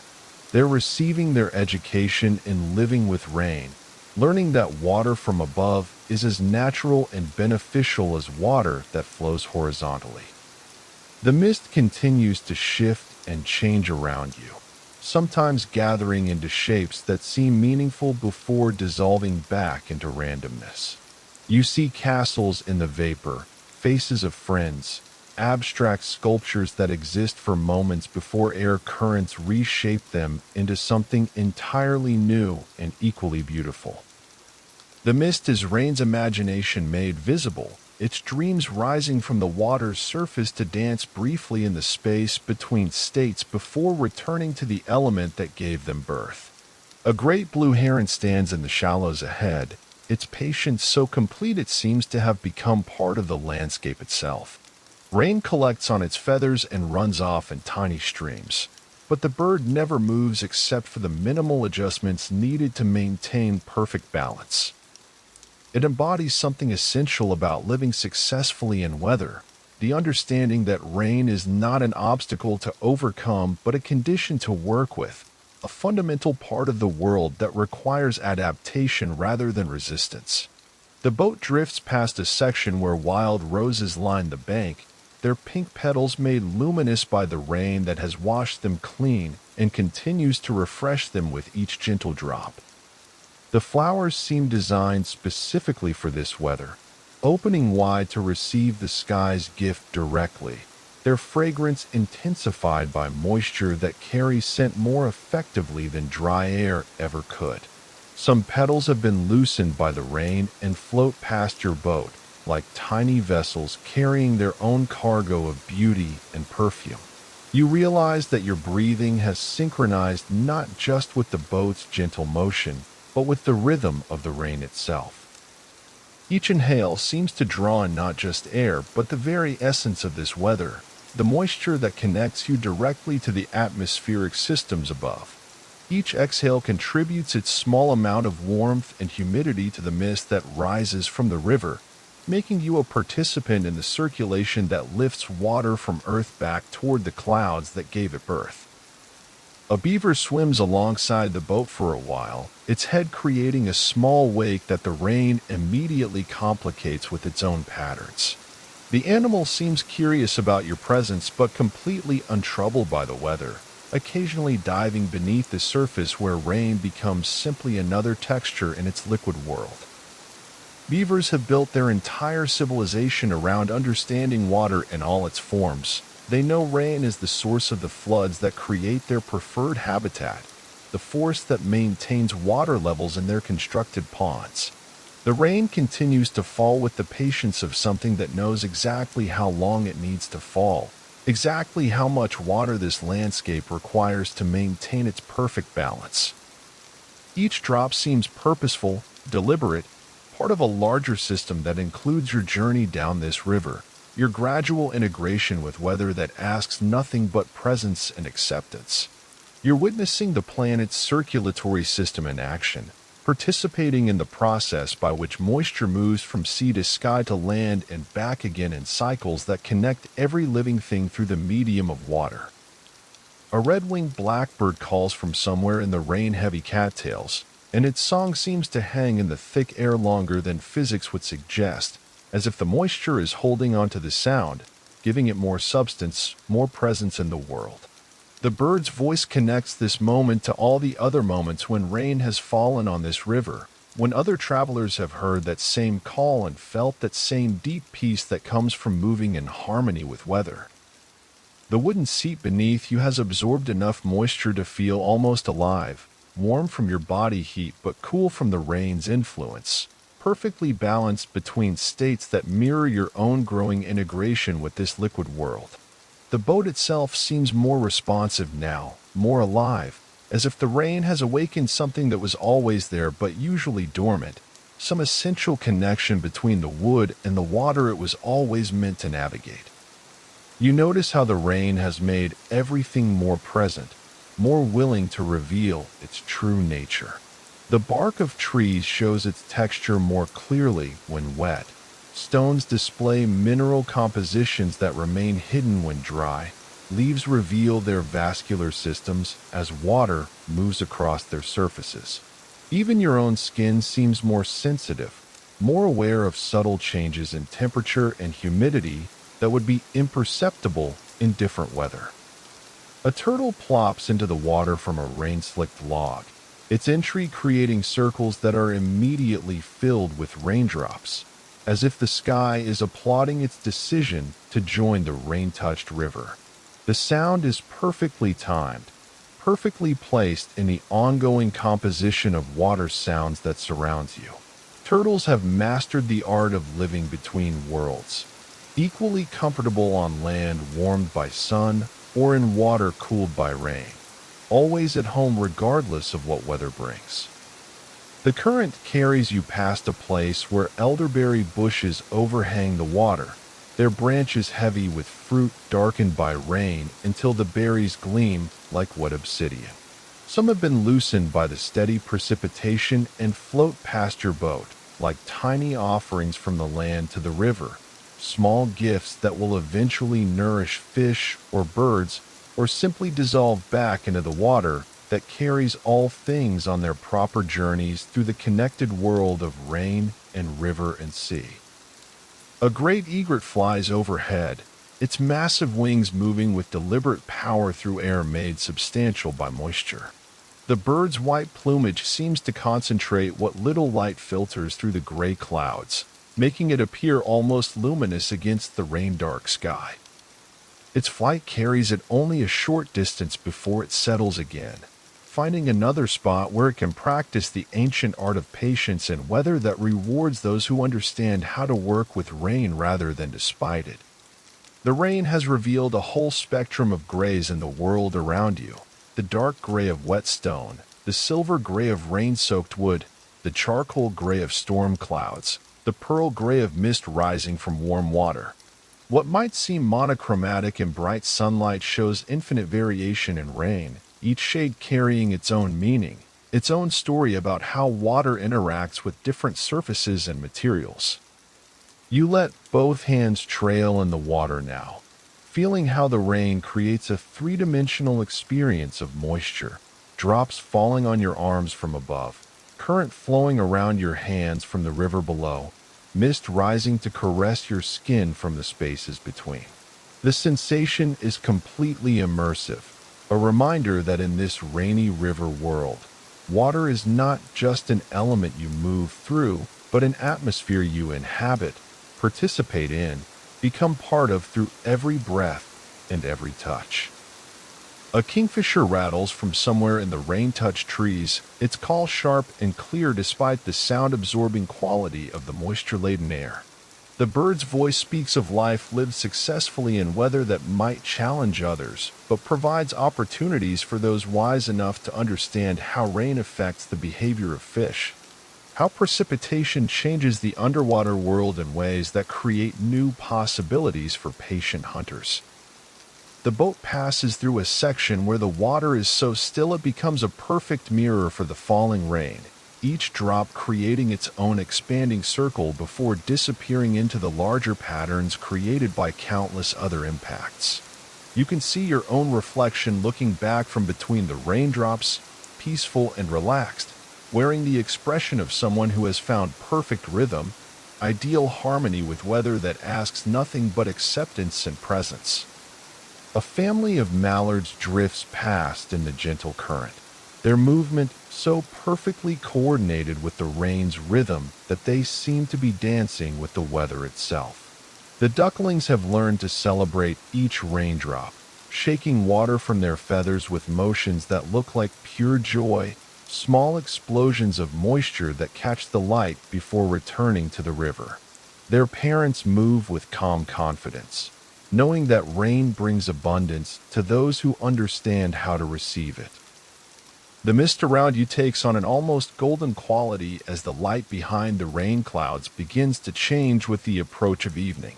The precipitation continues steadily, but the illumination filtering through the gray sky gives each drop a warmer appearance, making the falling water more visible as it moves through air that seems to glow with its own soft radiance. You're floating through a world made of liquid light, surrounded by atmosphere that sparkles with tiny moving crystals.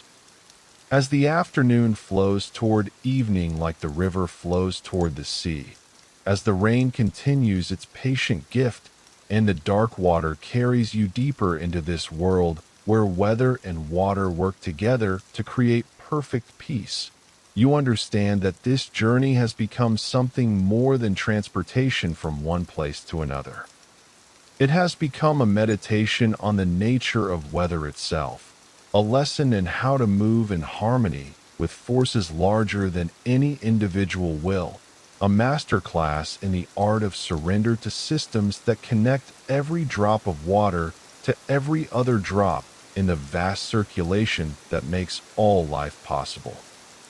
The rain falls on, and you drift on, and the ancient conversation between sky and river continues around you and through you, making you part of its eternal dialogue about patience and flow, about giving and receiving, about the deep peace that comes when human rhythm synchronizes with natural rhythm, when personal time dissolves into weather time, when the boundary between self and storm becomes as permeable as mist, as fluid as the rain that connects everything to everything else in the endless, generous, ever-flowing story of water finding its way home.